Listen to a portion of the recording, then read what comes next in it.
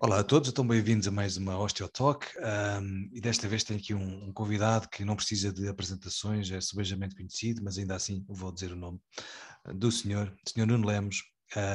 Este podcast tem um tema de veras interessante, punção seca no síndrome miofascial, a intervenção dos pontos de gatilho com a punção seca nos pontos de gatilho miofasciais. Mas como o Nuno Lemos também é, para além da acupuntor, também é osteopata, portanto usa na sua prática clínica, vamos falar sobre isso, um uso de técnicas combinadas que assume-se ou entenda-se por técnicas de manuais, passivas, ativas e também o uso da punção seca. É um tema muito interessante. A punção seca, de resto, é talvez até bem mais. O pessoal do Reino Unido e da Austrália, não sei se estou a dizer uma asneira, mas talvez seja bem mais familiar com a punção seca do que propriamente cá, não sei, posso estar errado, mas é a percepção que eu tenho. Nuno Lemos é osteopata, é acupuntor, é licenciado e mestre em medicina nuclear, pela ordem inversa, portanto eu presumo, acho que pelas conversas, portanto eu já conheço o Nuno, não vou fingir que conheço o Nuno agora, já conheço o Nuno há uns anos, portanto eu acho que ele é licenciado e mestre em medicina nuclear e depois mais tarde tiro a acupuntura e depois a osteopatia. Para além deste exercício clínico, ainda é docente e é formador, aliás tem uma formação a começar em breve, em junho, que vamos falar sobre ela também, e interessa-se por este tema, pelo menos desde que eu o conheço, que eu ouço a falar destas coisas, da punção seca, da eletropuntura, dos trigger points, do síndrome miofascial, e esta ideia, também presumo eu que se estiver enganado, diz-me, que desde que se formou em osteopatia também esta ideia interessante que é combinar técnicas, o que fará todo o sentido. Aliás, há alguns estudos que falam exatamente disso. Como referências e como habitual também, as referências vão estar disponíveis, mas temos aqui três estudos, um de 2019, outro de 2011 e outro não pus aqui a data por lapso, mas são três estudos interessantes que vão dar, no fundo, lançar a conversa. Trigger Point Dry Needling, punção seca for the treatment of myofascial pain syndrome, current perspectives within a pain neurosciences paradigm. É um estudo muito interessante que aconselho a ler. Outro, New Frontiers in the Pathophysiology of Myofascial Pain, também interessante. E latent myofascial trigger points are associated with an increased antagonistic muscle activity during agonist muscle contraction. Adorei este estudo.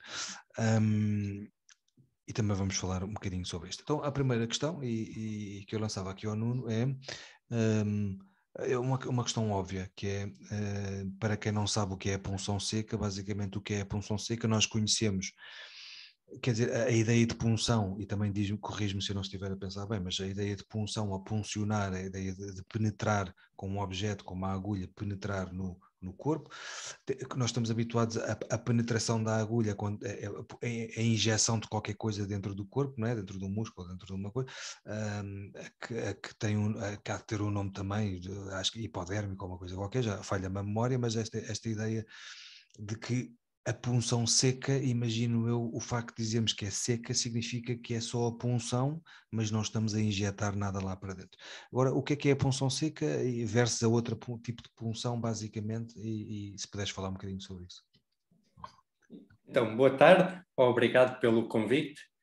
Do gosto. Eu fiz acupuntura primeiro e só depois é que fiz medicina nuclear e depois osteopatia, mas era só uma parte.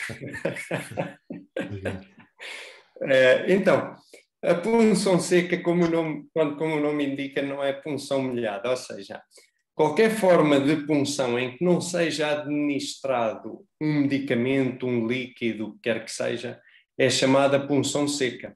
Seja feita com agulha de acupuntura ou com agulha hipodérmica, não é? Eu posso injetar e o tratamento dos pontos gatilho sempre foi, especialmente na comunidade médica nos anos 70, era muito baseado só na injeção de anestésico local, mas a punção seca, a ideia de começar a fazer punção seca nesses pontos, partiu exatamente do facto de começarem a usar agulhas hipodérmicas sem injetarem nada, e começarem a observar efeitos também na resolução das patologias. E houve estudos na altura a indicar que só aquela punção com a agulha hipodérmica local tinha efeitos iguais ou a injetar anestésicos locais. A agulha, ao início, nos anos 60, nos anos 70, peço desculpa que o meu iPad está aqui a cair.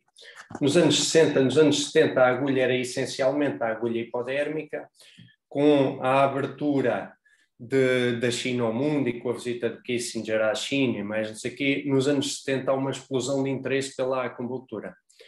E em 1979 é publicado um estudo em que o autor faz uma comparação entre a agulha epidérmica e a agulha da acupuntura. E a agulha epidérmica, uma vez que tem o bisel e que é maior, provoca um nível de destruição tecidular que é muito superior só à agulha da acupuntura.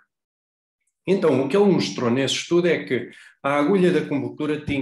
Por ser maior, um diâmetro maior e mais comprimido.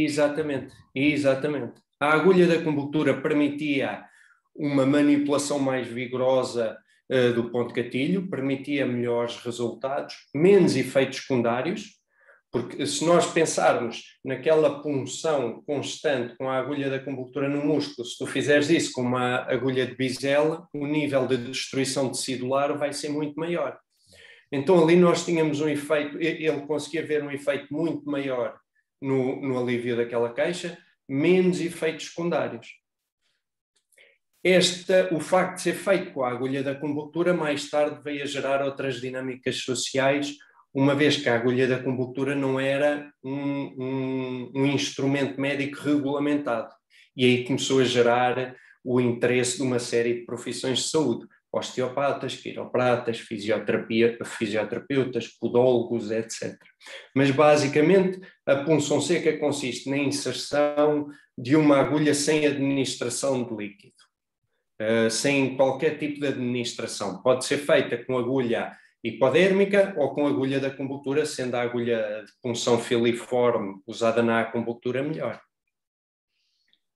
Boa, e daquilo que eu estive a ler, quer dizer, esta história do...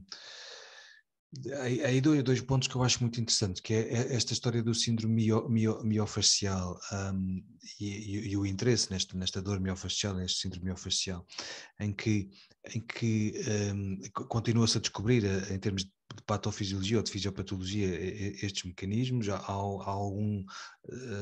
algum acordo no que diz respeito à ideia da hipoxia, da ideia da hiperexcitabilidade das fibras intrafusais.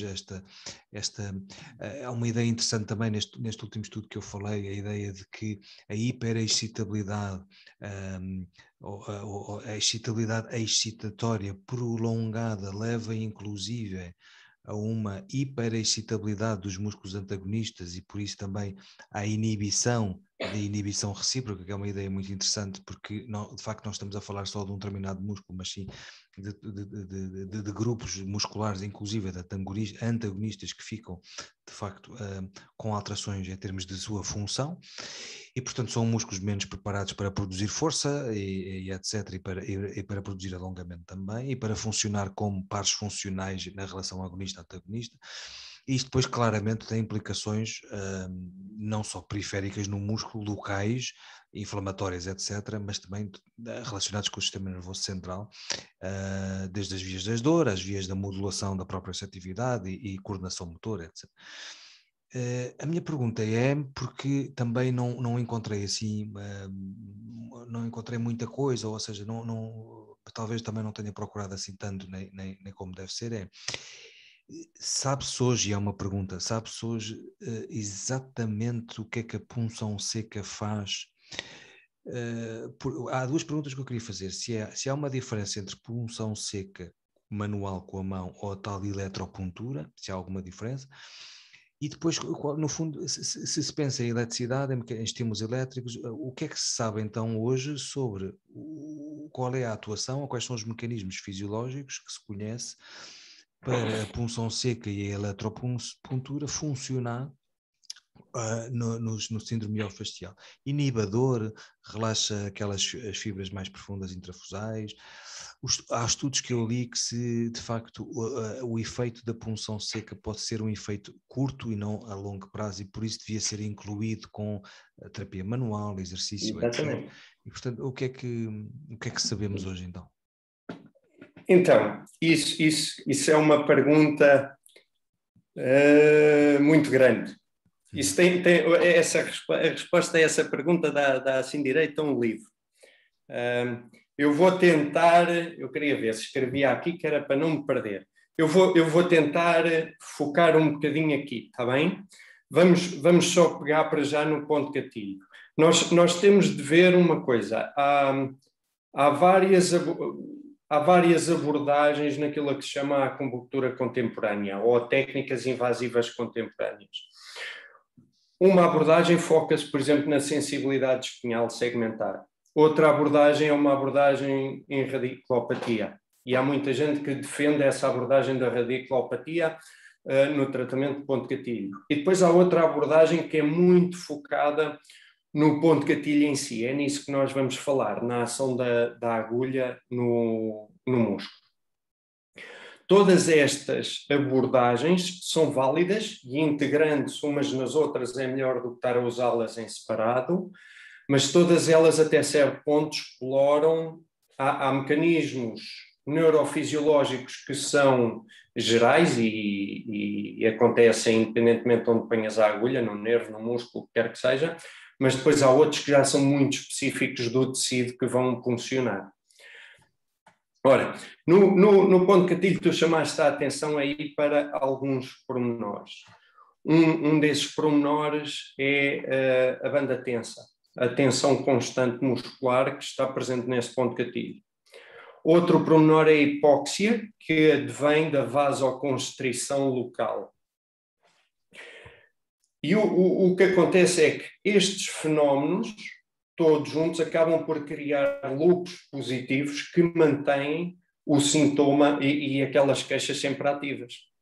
Não é? Porque eu se tenho uma banda muscular muito tensa, não é? Se essa banda muscular não consegue relaxar, ela começa a gerar resíduos que devem ser eliminados, mas como ela está muito tensa, há vasoconstrição, não se consegue eliminar esses resíduos e eles começam a gerar outros processos inflamatórios, dano muscular, etc., que geram processos que levam a maior contração muscular. E, portanto, muitas vezes nos efeitos neurofisiológicos que nós falamos da acupuntura, nós não falamos em criar um efeito específico, mas muitas vezes só em interromper um determinado ciclo. Há aqui nas bandas tensas, há aqui um efeito interessante em que a acupuntura consegue romper o ruído da placa motora que está, e promover um efeito analgésico. No ponto gatilho há aquilo que se chama o Spontaneous Electrical Activity, que é uma atividade elétrica, é o potencial do músculo para começar a sofrer câmbrias ou para ter potenciais elétricos mais anómalos, que dão essas contrações. E o estímulo da agulha da acupuntura, alguns autores defendem que é preciso provocar aquele estímulo muscular, aquela contração muscular, o Local Twitch Response, que devem ver em alguns estudos como LTR, em maiúsculas utiliza-se muito essa inicial. Alguns autores defendem que isso é obrigatório, eu não defendo especificamente isso, mas o que esse local twitch faz é diminuir imediatamente essa atividade elétrica espontânea. E consegue fazer isto baixando, regulando novamente a acetilcolinesterase, que vai diminuir a acetilcolina, vai diminuir os receptores da acetilcolina, e acima de tudo vai ajudar a haver um bocadinho mais de vascularização. Essa vascularização vai trazer oxigênio, vai trazer açúcares, etc., alimento para a célula, que por seu lado vai começar a criar ATP que ajuda depois a tirar o cálcio do músculo e novamente o músculo consegue relaxar mais, que isto depois são efeitos em cima de efeitos em cima de efeitos. O que é que acontece? A maior parte das vezes que nós temos uma situação que gera um ponto gatilho, essa situação deve-se a quê? esforços musculares repetitivos, alterações nutricionais, falta de algumas vitaminas, problemas posturais, alterações neurodegenerativas. Por exemplo, eu tenho uma paciente que tem pontos gatilho no quadríceps e que são gerados pela uma artrose na anca. Nunca se vão tratar aqueles pontos gatilho, não é? E quando nós compreendemos a origem dos pontos gatilho, o que nós compreendemos de imediato é que a punção nunca vai ser uma cura final. Porque eu não ponho uma agulha no músculo, esse músculo relaxa e a pessoa de um momento para o outro ganha uma postura correta, não é? Ou uma artrose desaparece. E, portanto, o que é importante aqui compreender é que esse estímulo inicial da agulha é extremamente forte, é extremamente bom para ajudar a relaxar o músculo e automaticamente facilita a resposta do músculo a uma série de outras técnicas que são necessárias, porque se a seguir começarmos a relaxar o músculo, a alongar o músculo, etc., então a vascularização aumenta. A vascularização aumenta, a nutrição dos tecidos aumenta. Isto em relação à banda tensa. Queres fazer uma pergunta? Diz. Não, eu estava a pensar, estavas a falar e eu estava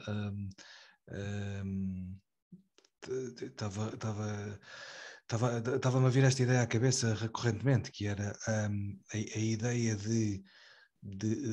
em termos do que acontece na natureza, né? Temos na natureza muscular,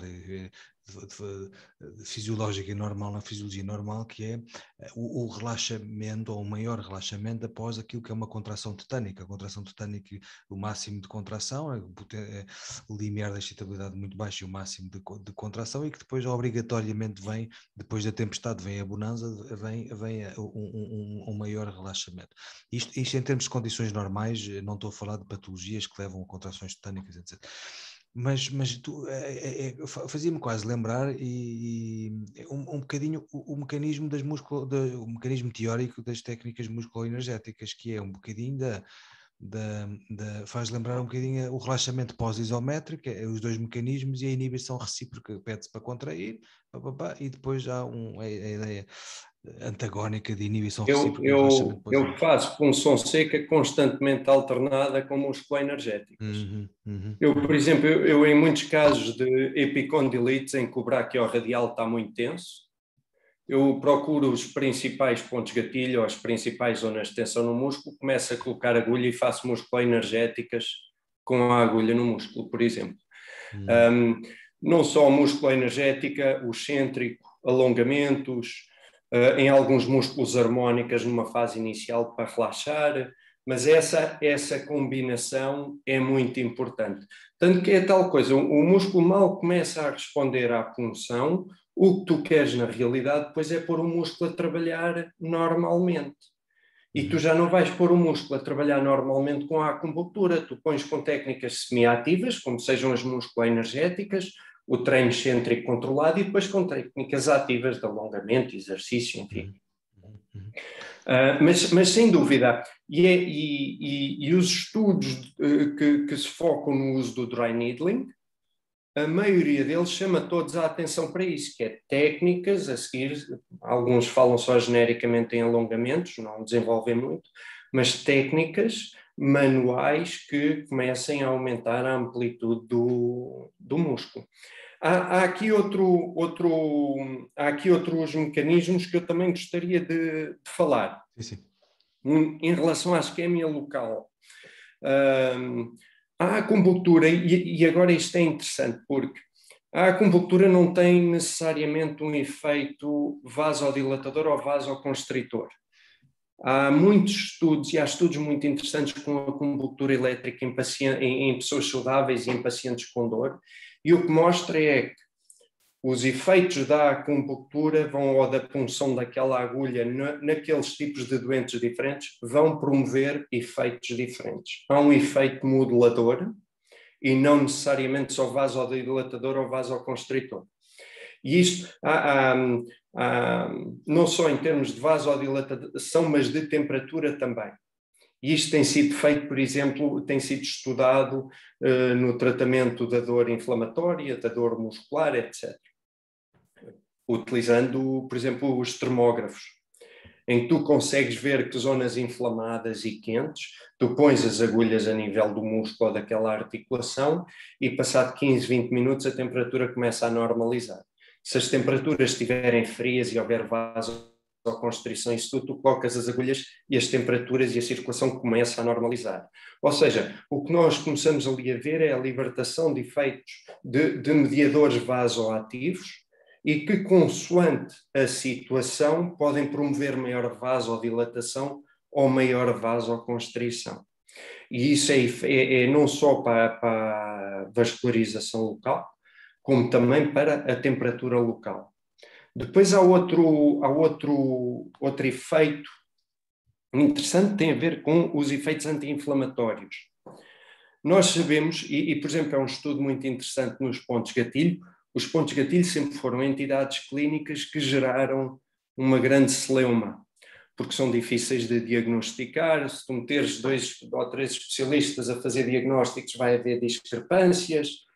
Portanto, e mesmo a própria definição de ponto gatilho gera celeuma entre terapeutas e entre médicos, etc. Mas houve um estudo muito interessante em que eles demonstraram que existia um meio bioquímico que era característico dos pontos gatilho ativos. E nesse meio bioquímico, uma das coisas que se encontrava, por exemplo, eram as interleucinas 1, que são citoquinas pró-inflamatórias. E o que tu sabes com os estudos da acupuntura, especialmente, por exemplo, quando é para dor inflamatória propriamente dita, uma vez que o ponto gatilho ou o síndrome de dor miofascial é considerado uma dor muscular não inflamatória, não é necessariamente de origem inflamatória. Mas o que tu sabes desses estudos é que a acupuntura ou a punção local tem a capacidade de libertar citoquinas anti-inflamatórias, tipo as interleucinas 10, e tem a capacidade de inibir as interleucinas 1, as interleucinas pró-inflamatórias. Então isto é outro efeito muito interessante. E o que nós reparamos é que quando há essa punção seca, quando há esse estímulo da agulha, o que nós começamos a observar não é um efeito, mas é uma cascata, um evento de efeitos que começam a atuar todos juntamente uns com os outros. Uma coisa que tu falaste e que se começa a falar cada vez mais agora é uma dor prolongada. Quando temos uma dor prolongada, começa a dar-se um fenómeno de sensitização central. Porquê? Porque há um estímulo constante das fibras nervosas e automaticamente começam a gerar respostas anómalas por parte do sistema nervoso central. E aquilo que era um estímulo normal, um toque, uma sensação de frio, uma sensação de calor, começa a gerar padrões de dor. E uma das coisas que sempre se estudou muito neste tipo de estímulos com a agulha da acupuntura era exatamente qual é que era o tipo de efeito em termos de sensitização central.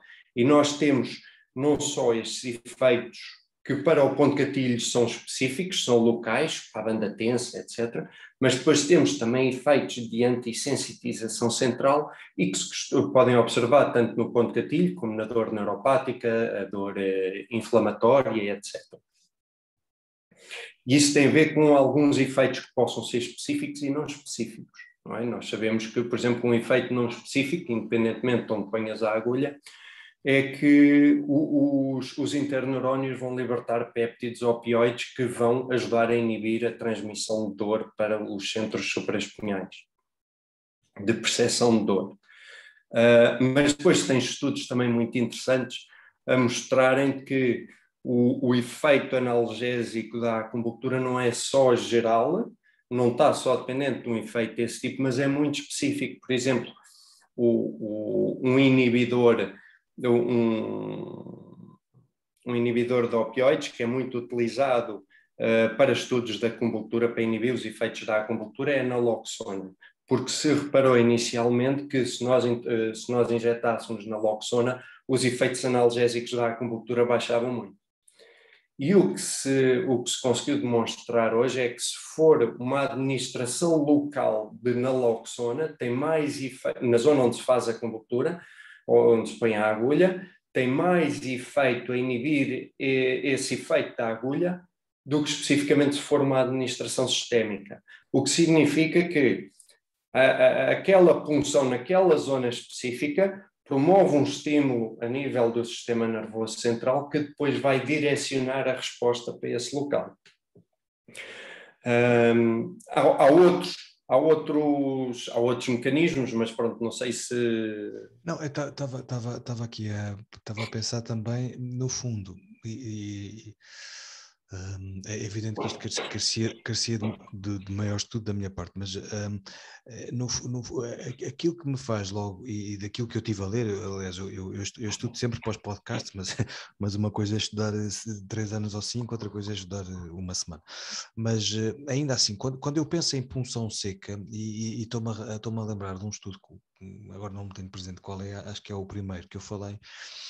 A ideia, para já, que é uma ideia que está presente na terapia manual também e que ainda não foi refutada, embora há algumas teorias mais contemporâneas sobre o mesmo fenómeno, mas a ideia do estímulo mecânico só por si, o estímulo mecânico só por si estimula um conjunto de neurónios relacionados com o estímulo mecânico, que estão envolvidos naquela teoria muito antiga, mas que hoje em dia há formas novas de olhar para ela, é a teoria de gate control, não é? A inibição das vias da dor por parte das fibras da A beta e A alfa. Isso já se sabe. Imagino eu só pelo estímulo mecânico. E depois falaste de uma coisa interessante, que é todos os estímulos nociceptivos, e podemos imaginar que a punção seca, o puncionar, de alguma forma provoca um estímulo também nociceptivo pela sensação de perfuração, acaba por estimular também vias de analgesia, as vias da dor descendentes, vias de analgesia, e com esse efeito opioide. E falaste ainda de uma coisa interessantíssima, que acho que não há muita gente que saiba isto, que é a ideia de que os músculos, quando falamos em nociceptores, pensamos em 2 tipos, os tipo C e os tipo A delta, mas os músculos de facto têm uma mecanosensibilidade que pode traduzir-se numa experiência desconfortável e de dor, etc., à contração ou alongamento, sem a necessidade de existirem as tais citocinas que tu falavas, como a interleucina 1 a 6, relacionada com a inflamação.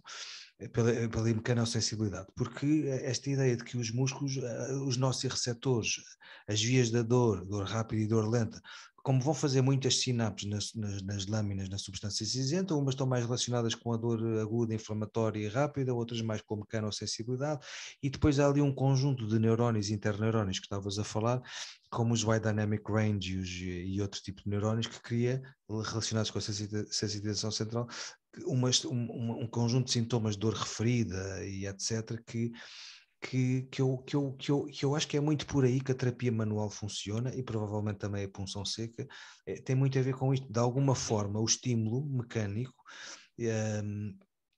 e modula ou normaliza ou modula esta atividade, seja de forma direta ou indireta, seja porque estimula as vias da dor, seja porque estimula uma vasodilatação ou vasoconstrição local, seja só pelo estímulo elétrico. E isto até me levava a outra pergunta, que é: qual é a diferença então, em termos de mecanismos fisiológicos e terapêuticos, qual é a diferença de uma pessoa fazer eletropuntura, que eu nem sei bem o que é, mas é ligar as agulhas a uma corrente elétrica, imagino. Qual é essa? Eu sei que havia estudos sobre a punção intra-articular, até com estímulos elétricos, até uma coisa que a Viviana falou há uns anos, a Viviana Caldeira, que é mestra hoje em dia em medicina, whatever, não me lembro. Não interessa, se ela tiver a ouvir isto vai me matar, mas e biotecnologia, acho que é assim que são. Há uns anos então, há uns 10 anos que eu ouvia falar que então o estímulo elétrico dentro das articulações ou dentro dos tecidos tem alguns mecanismos, tem alguns efeitos. Então, qual é a diferença então? Então, há aqui várias diferenças. O estímulo elétrico, antes de tudo, o estímulo elétrico permite uma variedade de estímulos locais que a acupuntura não permite.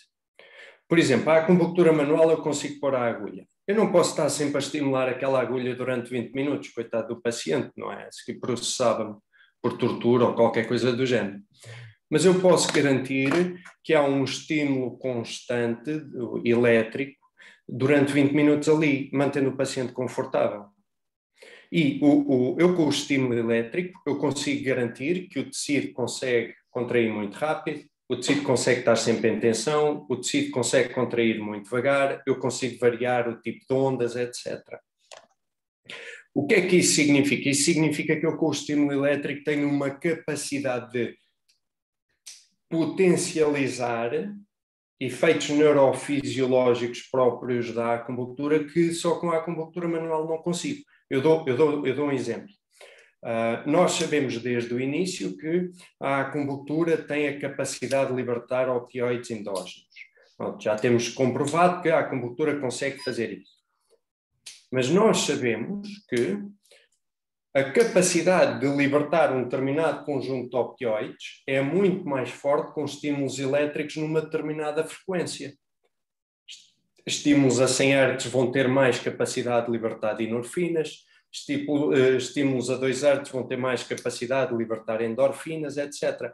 Por isso é que há uma série de estudos já a indicar que estímulos elétricos com a acupuntura elétrica, que basicamente é 2 agulhas da acupuntura ligadas a um estímulo elétrico, não é? E há vários tipos de estímulo que se podem fazer. Mas esses estudos o que indicam é que quando nós começamos a dar estímulos elétricos com uma variação intercalada de frequências de onda, 100 Hz, 2 Hz, 100 Hz, 2 Hz, 100 Hz, 2 Hz, conseguimos libertar muito mais endorfinas e conseguimos ter um efeito muito mais pronunciado, por exemplo, no alívio da dor. Agora, pensa só nesta questão do músculo, porque, por exemplo, tradicionalmente os terapeutas, os profissionais que utilizam a punção seca, tradicionalmente utiliza-se muito aquele estímulo manual em que tu pegas na agulha e estás a espetar no músculo e o músculo contratura e mais assim. Isso é extremamente desconfortável, nem todos os pacientes toleram isso, por exemplo. Mas com o estímulo elétrico eu consigo ir a esse músculo e eu consigo garantir que o músculo vai começar a responder a determinadas frequências. E quando eu começo a trabalhar essas frequências no músculo, eu consigo garantir que ele passa de uma situação em que está completamente estático para uma situação que começa a tremer mais, a contraturar especificamente e depois a voltar. E quando eu faço o músculo passar por essas fases, no final o músculo começa a relaxar muito mais. Então eu consigo efeitos mais pronunciados de relaxamento muscular, de vasodilatação, etc. E isso automaticamente ajuda a recuperar muito mais a dor. Tanto que eu lembro-me de ler uns estudos há uns anos atrás sobre a acupuntura, em que eles já nem sequer falavam na acupuntura elétrica, porque já nem punham em causa, queriam só saber era se os pontos da acupuntura tratavam a dor, mas já nem sequer punham em causa a acupuntura elétrica. Tanto que uma das versões na acupuntura contemporânea, da acupuntura elétrica, que se chama estímulo elétrico nervoso percutâneo, que basicamente é o estímulo dos nervos com 2 agulhas da acupuntura e que passas o estímulo elétrico, faz parte daquele modelo de tratamento de radiculopatias que eu te dizia. Por exemplo, as guidelines... Eletrólise percutânea, é isso assim? Não, isso é diferente. Aqui é específico para o nervo. A eletrólise percutânea, na maior parte das vezes, é utilizada para lesões musculares, para tendões, etc. Mas, por exemplo, aqui o estímulo nervoso, o estímulo elétrico nervoso percutâneo, pelas guidelines de Nice, é aceito para tratar radiculopatias, porque nem sequer é considerada acupuntura. Nas guidelines norte-americanas de dor, este estímulo já é acupuntura e é considerado também válido para radiculopatias, por exemplo. Uhum. Então, tens estas variações. A acupuntura elétrica, e isto é a grande vantagem, permite uma maior variabilidade de estímulos e, no fundo, permite potencializar muitos dos efeitos neurofisiológicos que a acupuntura tem. Uhum. É claramente superior. Okay. A acupuntura elétrica é claramente superior. E há bocadinho falavas de uma coisa, depois acabei por me esquecer, que é interessante olhar também para a punção seca e falar, haver estudos que também falam de coisas que se têm falado nos últimos anos relacionados com a terapia manual, mas não só, e que tem a ver com aquela importância do estímulo do sistema nervoso. Quando falavas em catecolaminas e acho que falaste até em catecolaminas, norepinefrina, falaste em serotoninas, falaste em coisas assim, em que pensamos nesta componente mais também autonómica e também já não há sombra de dúvidas que esta ideia do stress físico e o stress mecânico também provoca a estimulação e eventualmente também por aí a própria punção seca por estes estímulos elétricos ou estímulos mecânicos, estimular o conhecido eixo hipotálamo pituitário adrenal, que sabe-se pessoas que é um dos mecanismos, um dos eixos, uma das vias que em terapia manual funciona, porque isto leva exatamente à inibição que tu falavas anteriormente, de inibição de TNFs, inibição de interleucina 6, a estimulação de interleucina 8, que são inibir as substâncias pró-inflamatórias e estimular as anti-inflamatórias, nomeadamente o cortisol, porque o cortisol numa curta duração, 10 a 15 minutos, é exatamente um potentíssimo anti-inflamatório, porque inibe substâncias pró-inflamatórias. Então é giro voltar a ouvir falar sobre estas coisas quando falamos em punção seca, porque de facto eu tinha a ideia que eu fazia-me quase lembrar a punção seca, pensei eu que o mecanismo fosse semelhante ou fosse igual àquela da pressão isquémica continuada com o dedo, fazer, que supostamente dizem que isto faz alongar aquela zona até haver uma inibição, mas de facto faz mais, aquilo que tu estás a dizer faz sentido, na medida em que se leva eu não tinha pensado sobre isto, eu pensava que aquilo alongava ali localmente, ou seja, diminuía aquela hiperexcitabilidade, basicamente por um alongamento continuado até, mas depois também não me fazia sentido como é que aquilo estava muito hiperexcitável, que vinha, era um como tu que passa pelo fuso neuromuscular e as fibras intrafusais e eventualmente com a informação que vem de cima, como é que um alongamento local depois levava ao relaxamento, não me fazia muito sentido, mas de facto a tua explicação acho que foi excelente, que é na medida em que a contração involuntária do músculo ainda mais, o estimular essa contração até ao ponto tetânico, e contrai e relaxa, e eventualmente leva a alterações dos próprios gradientes de concentração, o que faz com que saia mais cálcio, entre cálcio outra vez para o retículo sarcoplasmático, haja mais vasodilatação, mais ATP, mais oxigênio, e o relaxamento dos filamentos da actina e miosina e daquelas, faz-me sentido. Acho que se calhar no fundo então podemos dizer, diz-me tu se eu estou diz-me tu se eu estou certo, eu acabo sempre por falar muito nestas coisas, desculpa, mas eu como gosto Não, destes não temas, vou. porque temos uma resposta local, um mecanismo local no próprio músculo, alterações gradientes de pressão, vasodilatação ou vasoconstrição, retorna cálcio para o retículo sarcoplasmático, contrações tetânicas levam depois a um relaxamento a seguir pós-contração. O uso destas técnicas com técnicas combinadas manuais, como a musculoenergética, porque parece um bocadinho similar em termos de alguns mecanismos, e depois também uma resposta mais sistémica, em que podemos incluir as catecolaminas, as norepinefrinas, os cortisóis, porque também tem uma ação anti-inflamatória, podemos incluir uma resposta sistémica em termos do sistema nervoso, inibição de gate control, por exemplo, inibição dos wide dynamic range, estimulação das vias descendentes da dor, é um bocadinho por aqui, não é? Quando estamos a falar no efeito geral, vamos pensar no efeito em todos os níveis, no efeito que a gente consegue observar da acupuntura em todos os níveis. Tu tens efeitos locais, claramente, vasodilatadores, de microtrauma, em que há uma estimulação mecânica. Essa estimulação mecânica tem um impacto visível e mensurável localmente, seja não só na capacidade de relaxamento do músculo, nas alterações autonómicas relacionadas com a temperatura, relacionada com a vascularização local.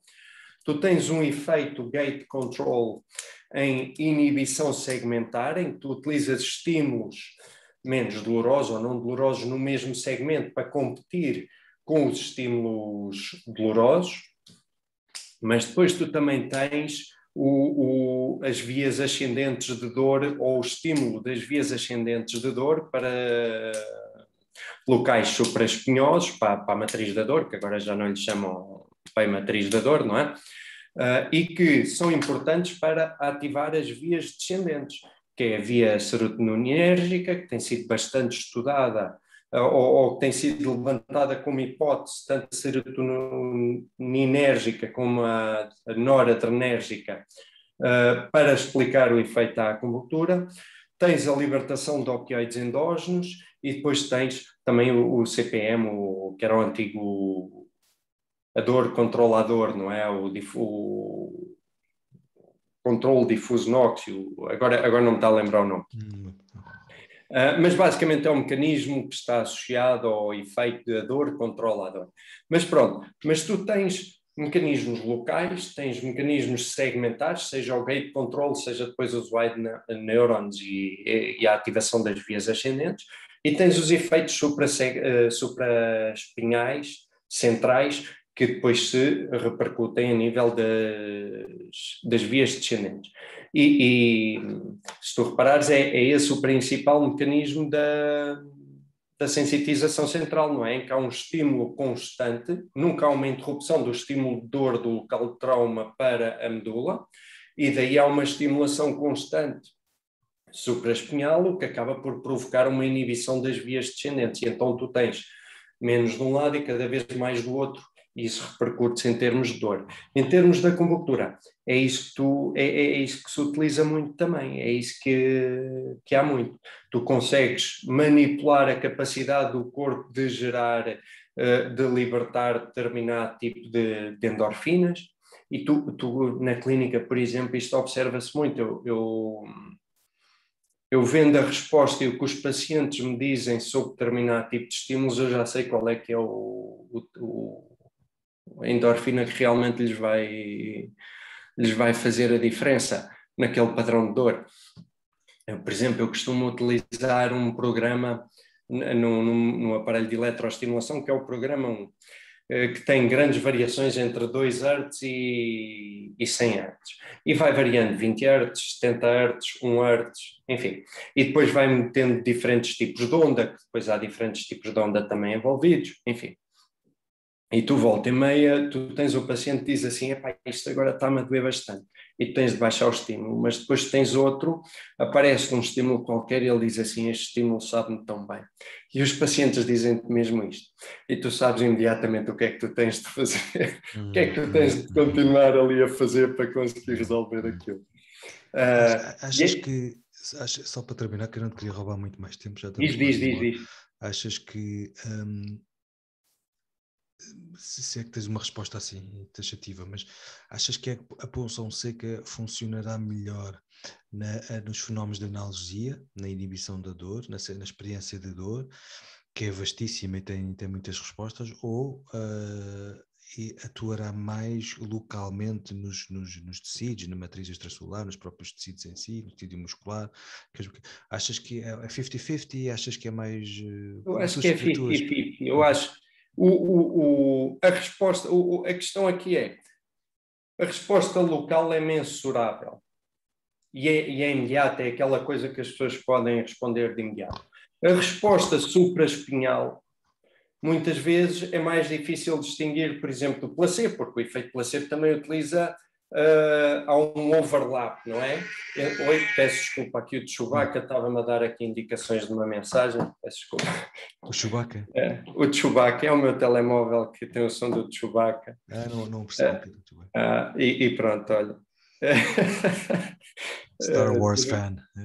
Um homem aqui meia hora aqui a tentar ganhar reputação e agora em 2 minutos... Mas ficamos a saber mais sobre ti. Mas como eu estava a dizer, no efeito placebo, por exemplo, há um overlap de áreas, por exemplo, que estão associadas também com opioides endógenos e que podem gerar dúvidas. E ali não há dúvida, é algo mecânico. Portanto, nesse sentido, aquele efeito local pode chamar mais a atenção. Mas, na minha opinião, o efeito geral e, acima de tudo, o efeito segmentário, o efeito supraespinhal, é tão ou mais importante que o efeito local. Uhum. Olha, queres falar um bocadinho no teu curso, só para terminar, aqui para finalizar? Então, o meu curso vai ser sobre punção seca, no tratamento do síndrome da dor miofascial. Vai ser muito focado na componente prática. Eu não vou querer focar o curso naquela coisa de estar ali o fim de semana todo a mostrar gráficos com pontos gatilho, que as pessoas já os conhecem a todos, não é? Eu interessa mais ensinar técnicas de punção que sejam seguras e que a pessoa passar ao aluno a forma como aquele tipo de estímulo ou o tipo de intervenção que nós fazemos pode adaptar-se imediatamente aos sintomas e às características do paciente para começar a trabalhar os mecanismos neurofisiológicos que nós precisamos de trabalhar de imediato. Vai ser com eletropuntura ou sem? Vai ser com. Vai ter. Na real, eu vou utilizar vou passar 2 instrumentos que eu uso muito, que é o pointer e que é o aparelho ES160. Vamos ter tanto a componente manual como a componente de eletropunção.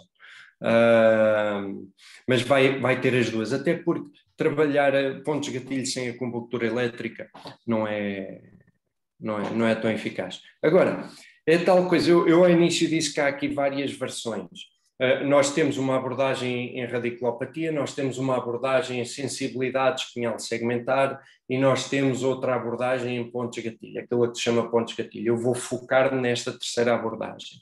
Mas mais à frente vamos começar a trabalhar também as outras abordagens e vou inclusivamente fazer um módulo só de harmonização autonómica, que era uma coisa que estavas a falar há pouco e que nós aqui ainda também não desenvolvemos muito, que é a capacidade que a acupuntura tem de ajudar a regular o sistema nervoso simpático, parasimpático. Nós aqui vimos só em termos de abordagem autonómica, no sentido de vasoconstrição local, vasodilatação local, enfim, efeitos muito localizados. Mas, por exemplo, no tratamento de síndrome de cólon irritável, no tratamento de alguns padrões de síndrome de dor miofascial, a abordagem em termos de harmonização autonómica é muito importante, até porque quando nós vamos ver e, por exemplo, há bocado eu falei no meio bioquímico do ponto gatilho, quando nós vamos ver alguns dos neurotransmissores que estão envolvidos, etc., nós vemos que são substâncias e produtos que estão relacionados com estados de ansiedade, com estados de depressão, etc. Ou seja, existe uma componente física que gera instabilidade emocional, mas existe uma componente emocional que agrava também a componente física. E muitas vezes saber atuar de um lado de forma a gerir essa atividade autonómica com o ponto gatilho funciona muito melhor. Mas pronto, o curso vai ser muito focado na parte clínica, na parte da neurofisiologia e especialmente na combinação, na integração de técnicas de punção manual, punção elétrica, com técnicas manuais. Quando é que vai ser? Diz. Quando é que vai ser? Vai ser em junho, 25, 26 de junho. Estão todos convidados. Quem quiser saber mais vai ao teu site, é isso? Exatamente, podem ir ao meu site, podem ir ao site do ITS também, deve estar, não sei se está lá, mas são eles que estão a aceitar as inscrições. Mas pronto, se forem ao meu site, acupunturenlisboa.pt, tem lá as informações todas. Ok, boa. Então, pronto, olha, informo que ficas também já a saber que na próxima semana, acho que é na próxima semana, vou ter 2 fisioterapeutas osteopáticas brasileiras que vamos falar sobre técnicas de intervenção osteopática e versus, em comparação com a fisioterapia na doença pós-Covid, longa, long COVID, quer dizer, técnicas osteopáticas e a fisioterapia convencional na recuperação respiratória e pulmonar na doença pós-Covid, long COVID, aquele pessoal que sofre meses e meses depois da Covid. Felizmente eu estou fantástico depois da minha Covid, mas aqueles que apanharam a variante, sobretudo a Delta, aquilo foi problemático. E elas publicaram um paper há cerca de um mês no iJOM, exatamente sobre isto, a comparação da osteopatia e fisioterapia na doença pós-Covid, na parte respiratória. Vamos ter daqui a umas semanas também o Lederman, A.L. Lederman, Dr. A.L. Professor A.L. Lederman. Vamos falar sobre Functional Exercise, exercício funcional. Ele escreveu um livro há pouco tempo da prescrição de exercício funcional. Vamos estar a conversa com o pessoal do Com Portugal, João Moito e Alexandre Nunes, está prometido aqui um podcast. Vamos falar sobre, ainda não chegámos a acordo, mas vamos falar. Vou falar com um grande nome da área da pediatria, em Inglaterra. Vou falar com a Cristina Mesquita também em breve, que é uma osteopata, docente também, que tem uma grande experiência no estrangeiro, nomeadamente no Dubai, no Reino Unido, e vamos conversar um bocadinho sobre outras realidades comparativamente com a nossa. E pronto, olha, estejam atentos também aos nossos Osteotalks. Nuno, mais uma vez, olha, obrigadíssimo pelo convite. Obrigado, eu. Vemo-nos no curso. Faço intenções de fazer o teu curso e, portanto, pronto, um abraço. Até breve. Um abraço. Um abraço, tchau, tchau.